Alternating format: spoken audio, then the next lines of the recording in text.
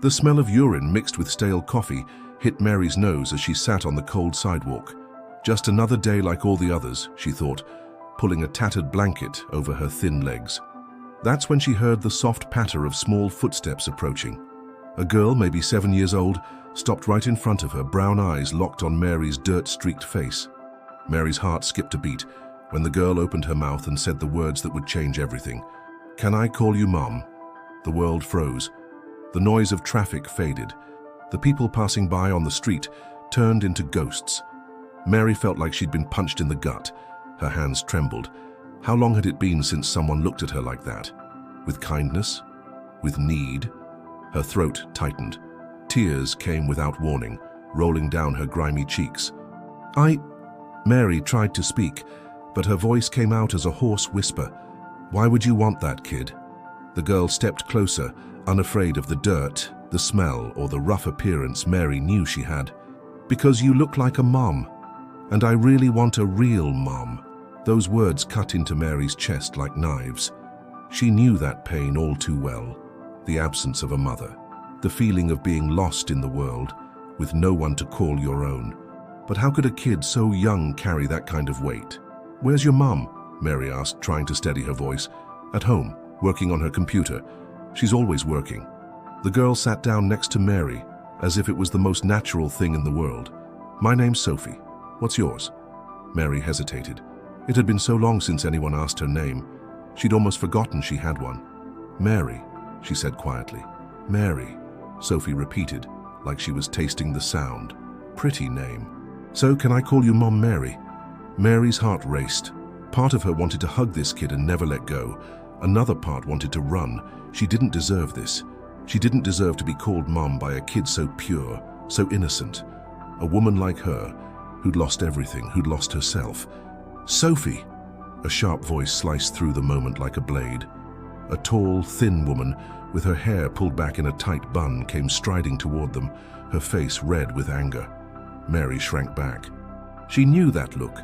The look of disgust, of superiority, of someone who saw her as nothing but a problem, a nuisance. The woman grabbed Sophie's arm tightly. "I didn't hurt her, Mom," Mary mumbled, trying to make herself small. "The kid just came to talk." "Talk?" The woman laughed scornfully. "You think I'm going to let my daughter talk to this?" She pointed at Mary like she was pointing at trash. Sophie tried to pull away from her mother's grip. "Mom, she's nice." "She said I could call her Mom Mary." The woman's face went pale. "What?" She glared at Mary with pure hatred. "How dare you? How do you have the nerve to manipulate my daughter? What kind of sick person are you?"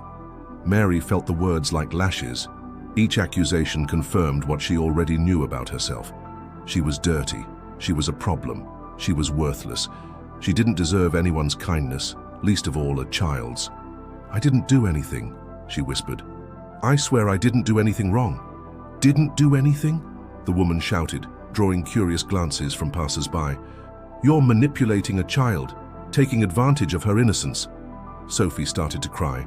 "Mom, stop. You're being mean to Mom Mary." The woman took a deep breath, trying to calm herself. She glanced around and noticed people staring. She lowered her voice, but the venom was still there. "Listen here," she said to Mary. "If I see you near my daughter again, I'm calling the cops, you hear me?" Mary nodded, head down. It was always like this. She was always the one to blame, always the problem. The woman dragged Sophie away by the hand, but the girl looked back, her eyes full of tears. "Bye, Mom Mary, I'll come back." And they disappeared into the crowd, leaving Mary alone on the sidewalk, her heart shattered and a strange feeling in her chest. For the first time in years, someone had wanted her. Someone had looked at her and seen a mother, not human garbage. That night, Mary couldn't sleep. She stared at the stars, thinking about Sophie's little voice calling her Mom. Did she deserve that? Could she really be a mother to someone? In the days that followed, Mary couldn't get Sophie out of her head. Every time she saw a kid pass by, her heart sped up. Every time someone looked at her with disgust, she remembered Sophie's kind eyes. How could there be such a difference between people? A week later, Sophie showed up again, alone this time, holding a small plastic bag in her tiny hands. "Mom Mary!" She ran toward Mary, her face lit up with joy. Mary looked around nervously. "Where's your mom, Sophie? She'll be mad if she sees you here." "She's at work. I snuck out." Sophie sat down next to Mary and opened the bag. "I brought you a sandwich, and some juice too." Mary's stomach growled. She hadn't eaten properly in days, but she took the sandwich carefully, like it was the most precious thing in the world, because it was. It was the first genuine act of kindness she'd received in so long. "Thank you," she said, her voice thick with emotion. "But you shouldn't have come. Your mom—" "My mom doesn't understand," Sophie interrupted. "She thinks work is more important than talking to me." "But you talk to me. You listen to me." Mary bit into the sandwich and felt the flavors explode in her mouth. Ham, cheese, tomato. Taste she'd forgotten existed. "Your mom loves you, Sophie. She's just working to take care of you. If she loves me, why doesn't she ever have time for me?" Sophie's eyes filled with tears. "Why, when I talk to her, does she just say, 'Later, Sophie,' or 'Not now, Sophie'?" Mary's chest tightened. She knew that pain. The pain of being ignored, of not being anyone's priority. Without thinking, she put her arm around Sophie's small shoulders. "Sometimes grown-ups forget what's important," she said softly. "But that doesn't mean they don't love you." Sophie snuggled into Mary's embrace. "You don't forget. You listen to me." In that moment, feeling the small, warm weight of the child in her arms, Mary felt something she hadn't felt in years. Purpose, importance. Someone needed her. Someone wanted her around. But reality hit like a bucket of cold water when she saw a familiar figure approaching. The city official, a tall, grumpy man who always hassled her, was walking toward them with that same superior look she knew so well.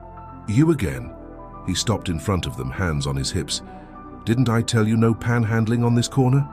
Mary pulled away from Sophie quickly, like she'd been caught doing something wrong. "I'm not panhandling, Mr. Carl. I'm just sitting here and bothering kids from what I can see." He looked at Sophie with disapproval. "Where's your mom, kid?" Sophie hid behind Mary, scared of the man's harsh tone. She's at work. And she left you alone on the street talking to just anybody?" Carl shook his head. "What a mess, you," he pointed at Mary. "Get up and get out of here. And you, kid, go home now." "She didn't do anything wrong," Sophie said, trying to defend Mary. "She's my friend." Carl laughed dismissively. "Friend? Kid, people like her aren't friends with anybody. They just cause trouble. Go on before I call the cops." Mary stood up slowly, gathering her few belongings. She knew the drill. No point in arguing. No point in defending herself. People like her didn't have rights, didn't have a voice. "Don't go." Sophie grabbed Mary's hand. "You can't leave." Mary's heart broke at the desperation in the girl's voice. But what could she do? There was always someone to remind her of her place. Always someone to make it clear she was worthless, that she didn't deserve anything. "I have to go, Sophie," she said, fighting back tears. "But maybe we'll see each other around, okay?" "Promise?" Sophie's eyes were full of hope. "Promise," Mary lied, knowing she'd likely be chased out of the neighborhood entirely if she kept showing up here. She walked away, hearing Sophie's cries calling after her. Each step felt like a stab in the chest. For the first time in years, she'd tasted what it was like to matter to someone, and once again, it had been ripped away from her.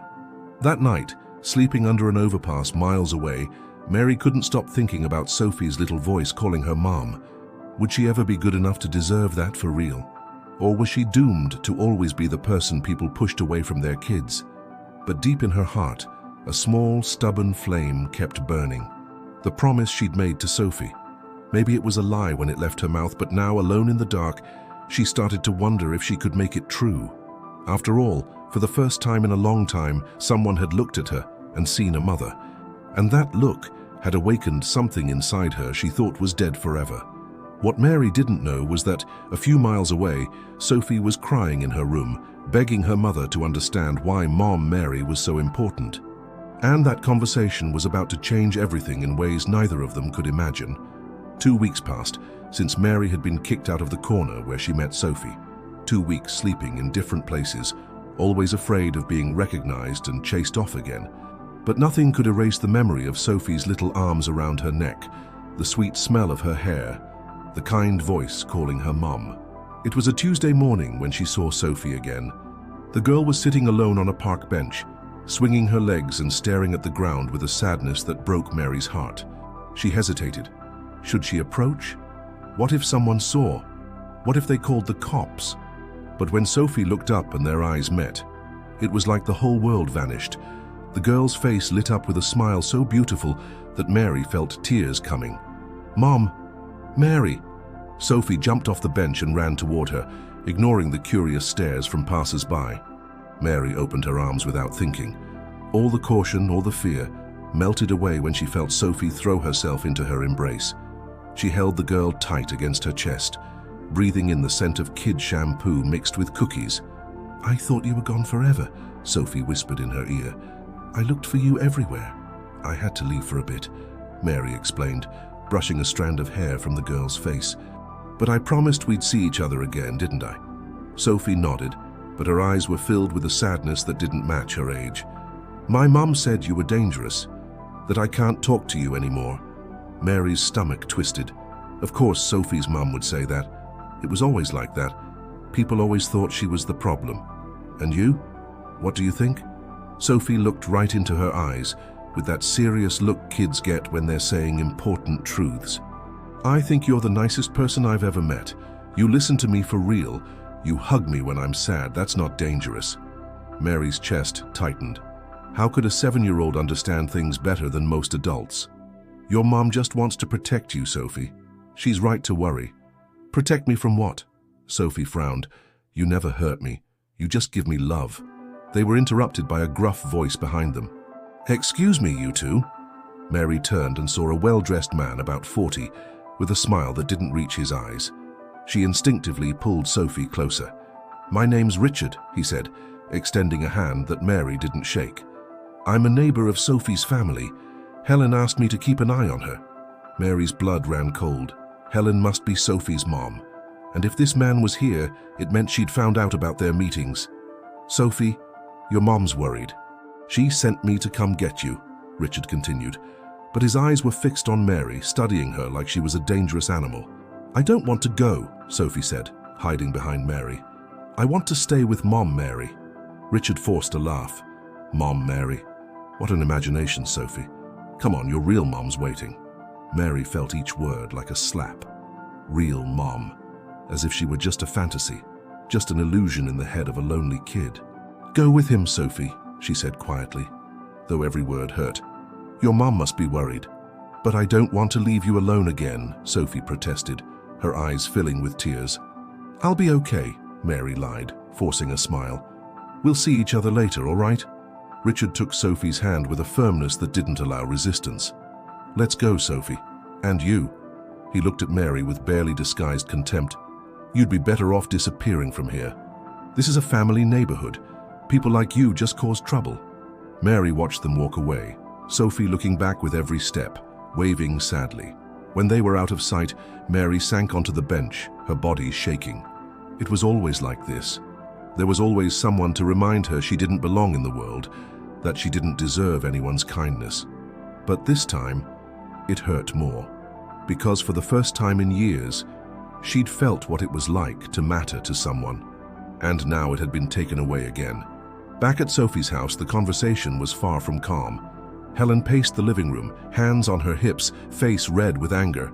"Sophie, how many times do I have to explain? That woman is dangerous. She could hurt you." "She never hurt me, Mom," Sophie replied, sitting on the couch with her arms crossed. "She just gives me love. Something you never do." Helen stopped pacing. Her daughter's words hit like a slap in the face. "What do you mean I never give you love? I work all day to give you a good life, so you have everything you need." "But I don't need things," Sophie shouted, tears streaming down.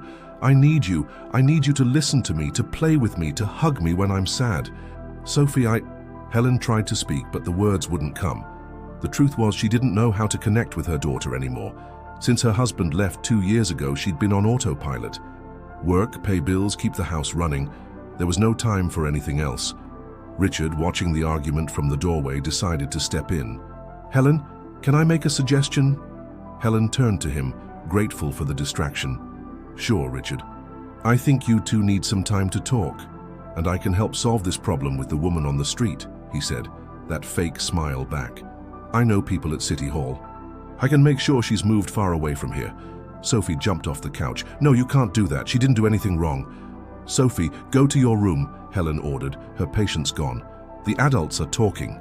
I hate you, Sophie screamed before running off to her room. Helen collapsed onto the couch, exhausted. I don't know what to do anymore, Richard. Ever since she met that woman, it's all she talks about. Mom Mary this, Mom Mary that. Richard sat beside her, placing a hand on her shoulder in a way that seemed comforting but felt off. You're an amazing mom, Helen. Sophie's just going through a phase. Kids sometimes latch onto strangers when they're craving attention. Craving attention? Helen bristled. I give her all the attention I can. I work like crazy to support this house on my own. I know, Richard said, squeezing her shoulder. That's not what I meant. Sometimes kids need more physical presence, and look, if you want, I can help out more. Spend more time here, help with Sophie. Helen looked at him with gratitude. Richard had always been a helpful neighbor, always ready to lend a hand. You already do so much, Richard. I don't know how to thank you. No need to thank me, he said, his smile widening. We're neighbors. We help each other out. And I have a soft spot for Sophie. She's like a daughter to me.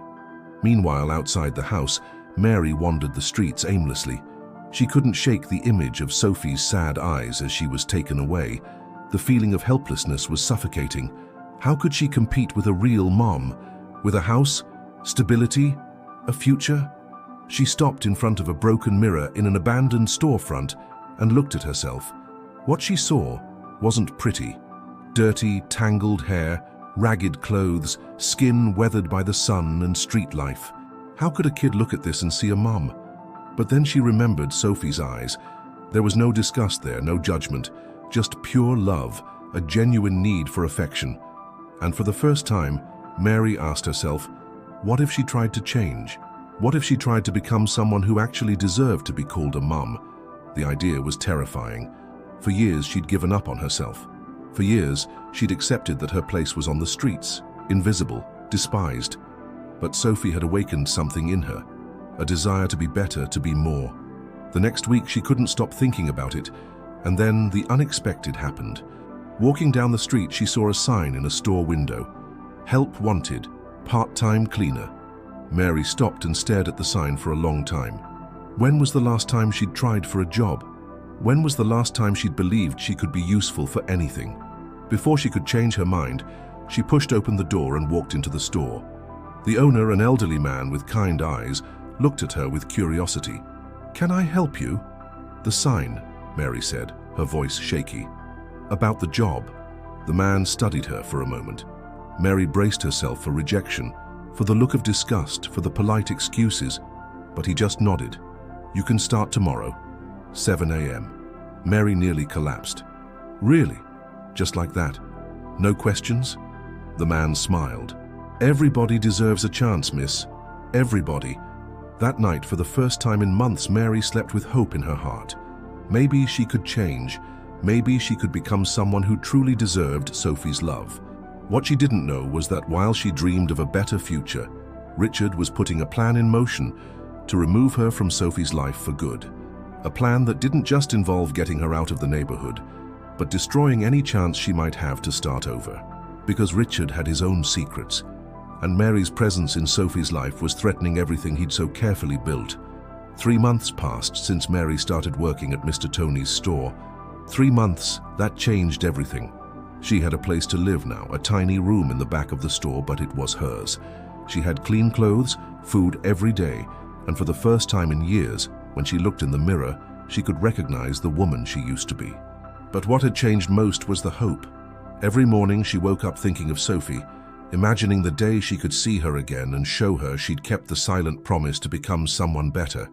It was a rainy Thursday when it happened. Mary was sweeping the sidewalk in front of the store when she saw a familiar little figure running through the rain, no umbrella, crying desperately. Sophie! Mary dropped the broom and ran toward the girl. When Sophie saw her, she stopped running and stood still in the rain, eyes wide with surprise.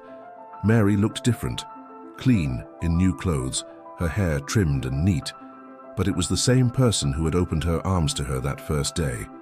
Mom, Mary, Sophie whispered. as if she couldn't believe what she was seeing. "It's me, sweetheart," Mary said, opening her arms. "Come here, you're soaked." Sophie ran and threw herself into Mary's arms with such force they nearly fell over. She was sobbing uncontrollably, her little body shaking from cold and emotion. "I thought you were gone forever," Sophie choked out. "I looked for you everywhere." "I never left for good, Sophie. I promised we'd see each other again, remember?" Mary said, taking her inside the store and grabbing a towel to dry Sophie's wet hair. "But you're so different," Sophie said, touching Mary's face with her small hands. "You're pretty." Mary laughed, tears mixing with joy. "I got a job, a place to live. I'm trying to be the person you always thought I was." Sophie smiled for the first time, but then her face fell again. "My mum said you were gone, that people like you always disappear, that I shouldn't think about you anymore." Mary's heart ached. "And you? Did you stop thinking about me?" "Never," Sophie said with the conviction of a child. "I dream about you every night. I talk to you when I'm sad. You never left here." She pointed to her chest. Mary hugged her tighter, breathing in the scent of the child she'd missed so much. "Why were you crying in the street, sweetheart? What happened?" Sophie's face darkened, and she looked at the floor. "It's Uncle Richard. He does things I don't like." A chill ran down Mary's spine. "What kind of things, Sophie?" "He keeps touching me," Sophie whispered, so softly Mary could barely hear. "And says it's our secret, that I can't tell my mum because she wouldn't believe me." Mary's world collapsed. The rage she felt was so intense she couldn't breathe for a moment. Her hands shook, and she had to force herself not to scream. "Sophie, look at me," she said, gently holding the girl's face. "Where does he touch you?" Sophie started crying again. "In the places he said were special, and he says it's because he loves me so much. But I don't like it, Mom, Mary. It makes me feel gross. It scares me." Mary felt a murderous fury rise in her chest. How dare he? How dare that monster touch her girl? Because Sophie was hers, yes, her daughter in her heart, and no one was going to hurt her. "Sophie, listen to me carefully," Mary said, her voice firm but kind. "None of what he did is your fault. You did nothing wrong, and he had no right to touch you, ever. But he said all kids go through this," Sophie sobbed, "that it's normal. It's not normal, sweetheart. And he lied to you. Real men don't do that to kids, only very bad men do." Sophie clung to Mary like she was the only solid thing in the world. "I wish you were my real mom, then he couldn't hurt me." Mary's heart shattered and rebuilt itself at the same time. "I am your real mom, Sophie, in the way that matters, and I'm going to protect you, I promise." At that moment, the store door burst open. Helen stormed in like a hurricane, hair disheveled, face twisted with desperation. "Sophie, thank God." She ran toward her daughter but stopped when she saw who was with her. What are you doing with my daughter?" Mary stood up slowly, stepping protectively in front of Sophie. "She came here crying, soaked from the rain. And you thought you had the right to take her off the street to bring her inside?" Helen shouted. "You kidnapped my daughter." "I saved her from the rain," Mary said, trying to stay calm. "Helen, we need to talk." "About Richard?" Helen's face went pale. "What are you talking about?" "Ask Sophie," Mary said, looking her in the eyes. "Ask her what Richard's been doing when you're not home." Helen looked at her daughter, confused. "Sophie, what's she talking about?" Sophie hid behind Mary, trembling. "Mom, I tried to tell you, but..." "Tell me what?" Helen was getting desperate. "Uncle Richard touches me," Sophie said, so quietly it was almost inaudible. "In the places he's not supposed to. And he says it's a secret." Helen staggered as if she'd been punched. Her face cycled through emotions: shock, denial, horror, rage. No, that can't be true. Richard's my friend. He helps us." "Mom, please believe me," Sophie begged, stepping out from behind Mary. "I tried to tell you, but you were always busy. And he said you wouldn't believe me." Helen dropped to her knees in front of her daughter, hands shaking. "My God, Sophie, my God, what have I done? How did I not see this?" "Because you weren't paying attention," Sophie said with the unintentional cruelty of a child. "You only cared about work." Helen started sobbing, a desperate cry of guilt and despair. "Forgive me, my baby. Please forgive me." Mary knelt beside them. "Helen, blaming yourself now won't help. We need to think about what to do." Helen looked at her, eyes full of tears. "Why are you helping me, after everything I did to you?" "Because I love this girl," Mary said simply, "and because you're her mom, she needs both of us." At that moment, the door opened again. Richard walked in, soaked from the rain, feigning concern. "Helen, thank God.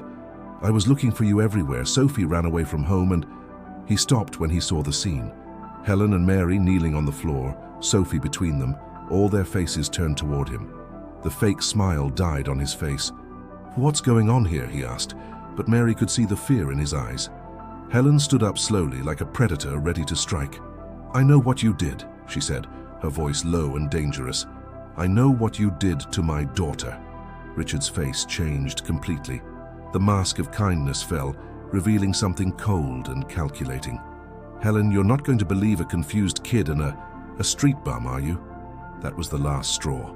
Mary sprang up like lightning and charged at him. "Street bum, you disgusting creep, you monster!" She punched him in the face so hard he stumbled. Helen grabbed Sophie, shielding her from the chaos. Richard tried to defend himself, but Mary was fueled by a maternal rage she didn't even know she had. "You touched my daughter," she screamed, hitting him wherever she could. "My daughter!" Mr. Tony, the store owner, came running from the back. "What's going on here?" "Call the police," Helen shouted. "This man abused my daughter." Richard tried to run, but Mary grabbed his shirt. "You're not getting away. You're going to pay for what you did." The police arrived 20 minutes later. Richard was arrested on the spot after Sophie, bolstered by Mary's presence and her mother's newfound support, told them everything that had happened. Every detail, every moment of fear, every threat. As they took Richard away in handcuffs, he glared at Mary with pure hatred. "You won't get to keep her," he spat. "A former homeless woman like you? They'll take the kid away from both of you." Mary felt a cold fear run through her. What if he was right? What if social services decided neither Helen nor she was fit to care for Sophie? But then she felt a small hand close around hers. Sophie was by her side, looking up at her with those eyes full of love and trust. "No matter what happens," Sophie said, "you'll always be my mom, Mary. And nothing and no one can change that." Helen stepped closer, hesitant. "Mary, I need to apologize. For everything. You saved my daughter. You saw what I couldn't see." Mary looked at her, seeing a woman broken by guilt but strengthened by love for her daughter. "We both made mistakes, Helen, but now it's time to focus on Sophie." You want to keep being part of her life?" Helen asked, her voice uncertain. Mary looked at Sophie, who was holding both their hands. "If you'll let me, if Sophie wants it." "I want it," Sophie said immediately. "I want both of you, my real mom and my heart mom." Helen started crying again, but this time they were tears of relief and gratitude. "Then let's be a family. A different kind of family, but a family." 6 months later, Mary was helping Sophie with her homework at the kitchen table in the small but cozy house where the three of them now lived. Helen had sold their old house, too many bad memories, and they'd started fresh. It wasn't perfect. There were tough days, arguments about parenting, moments of tension, but there were also laughs, hugs, late-night talks on the couch. There was Sophie blossoming, more confident, happier. There was Helen learning to be present, to listen, to share responsibilities. And there was Mary discovering she could be a mom without giving birth, that she could be family without sharing blood. "Mom Mary," Sophie said, putting down her pencil, "do you ever regret anything?" Mary stopped checking the notebook and looked at the girl. "Why do you ask?" "Because if you hadn't been on the street that day, we never would have met." Mary smiled, brushing Sophie's hair. "You know what? My whole life I thought everything bad that happened to me was pointless, that I was lost forever. And now I know it all led me to you. And every tear, every cold night, every humiliation was worth it, because it brought me to my daughter." Sophie smiled and went back to her homework. Helen appeared in the kitchen doorway, watching the scene with a smile. She'd learned to share her daughter's love and discovered that love doesn't shrink when it's shared. It multiplies. Outside, life went on. People passed by on the street, each carrying their own pains, their own hopes.